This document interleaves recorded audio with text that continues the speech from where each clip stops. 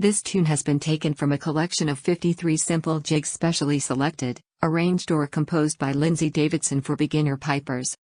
This book of simple jigs for beginner pipers is intended to be, as they say, exactly what it says on the box. Put simply, these are tunes which can be used by people who have recently started to learn to play bagpipes. They can be used as exercises, or as simple little tunes. For those at the start of their piping adventure, these tunes can provide repertoire that is easy to learn and can bring satisfaction and confidence.